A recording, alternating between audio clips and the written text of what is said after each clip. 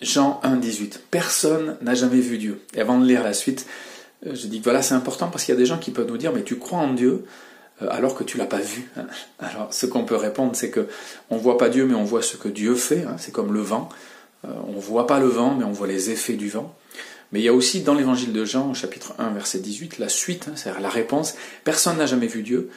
Le Fils unique, qui est dans le sein de Dieu, qui est au sein de Dieu, à l'intérieur de Dieu, l'a fait connaître. C'est-à-dire que finalement, Dieu s'est fait connaître en Jésus. C'est ce que disent les textes bibliques, et c'est comme ça qu'on peut mieux connaître Dieu et mieux le comprendre, même si on ne le comprend pas parfaitement. C'est comme dans un couple, vous pourrez jamais comprendre parfaitement votre épouse ou votre époux, mais vous pouvez le connaître, bien le connaître même, et très très bien le connaître. Donc on peut connaître Dieu, et notamment parce qu'il s'est révélé définitivement et complètement en Jésus-Christ. Donc voilà, ça c'est quelque chose d'important, parce qu'on est inexcusable concernant Dieu. On voit sa création, on voit tout ce qu'il a fait, on pourrait le connaître sans Jésus, mais en plus, il s'est fait connaître en Jésus.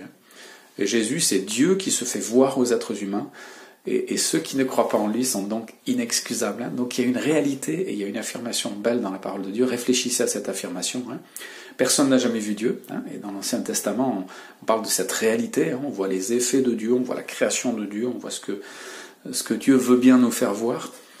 Mais en Jésus-Christ, Dieu se fait connaître. Et on sait qu'il y a plein de gens qui croient pas vraiment en Dieu, ou qui vont pas à l'église, mais qui sont fascinés par Jésus-Christ.